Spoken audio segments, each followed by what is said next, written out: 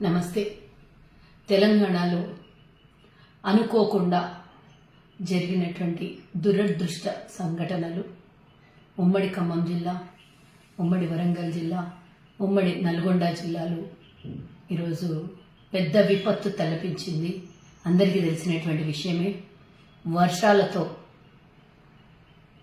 వేలాది కుటుంబాలు ఈరోజు ఇబ్బందికరంగా మారి బురదలో చిక్కుకొని పోయి రోడ్లు, రవాణా అన్నీ ఒకటా రెండా వేలాది కోట్ల రూపాయలు ప్రభుత్వ పరంగా నష్టాలు జరిగితే స్వయాన ప్రతి ఒక్కరు వ్యక్తిగతంగా జరిగినటువంటి నష్టాలు అసలు ఎవరూ పూడ్చలేనిది.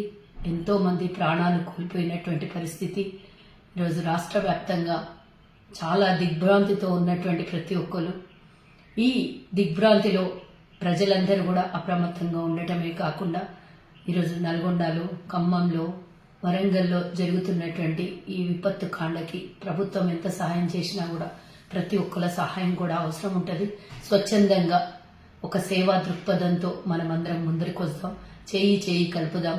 ప్రతి ఒక్క రూపాయి కూడా little little drops makes a ocean అన్నట్టు ప్రతి ఒక్కరి చేయి కలిపి సహాయాన్ని అందిస్తాం.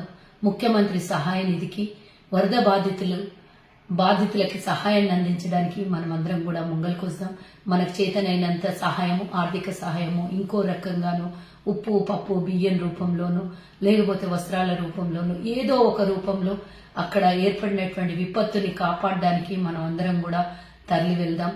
అవసరమైన చోట మీ సహాయం సహకారం అందించాలి. ముఖ్యమంత్రి సహాయ నిధులకు కూడా మనం అందరం కూడా ప్రతి ఒక్కరు తెలంగాణలో ఉన్నోళ్ళు స్వచ్ఛందంగా సహాయ నిధికి ఆర్థికంగా ఆదుకుందామని కోరుకుంటూ, మరి ప్రభుత్వ పరంగా కాదు, వ్యక్తిగతంగా ప్రతి ఒక్కళ్ళం కూడా రాజకీయాల్ని పక్కకు పెట్టేసి, ద్వేషాలని పక్కకు పెట్టేసి ఆపదలో ఉన్న వాళ్ళకి ప్రతి ఒక్కళ్ళం ఆదుకుందాము, ముందుకొద్దాము అని ఈ సందర్భంగా మీకు తెలియజేస్తూ, ప్రతి ఒక్కరికి మరి చనిపోయినటువంటి కుటుంబాలకు కూడా మరి ప్రభుత్వం ముందుకొచ్చి ఆదుకోవడమే కాకుండా మనమందరం కూడా వారికి ఏదో ఒక రూపంలో ఆదుకుందాం, సహాయం చేద్దాం.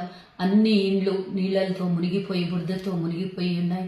వాళ్ళకందరికీ మనం చేతనైన వాళ్ళు అక్కడికి వెళ్ళి స్వచ్ఛందంగా సర్వీస్ చేద్దాం. లేదా ఆర్థికంగా మన వంతు ఇప్పుడే ప్రభుత్వ ఉద్యోగస్తులందరూ కూడా ఒక్కరోజు వేతనం ఈ ప్రభుత్వానికి ఈరోజు ముఖ్యమంత్రి సహాయ నిధికి అందజేశారు. అలాగా మనం అందరం కూడా మనకు చేతనైన సహాయం చేద్దామని వేడుకుంటూ జై హింద్.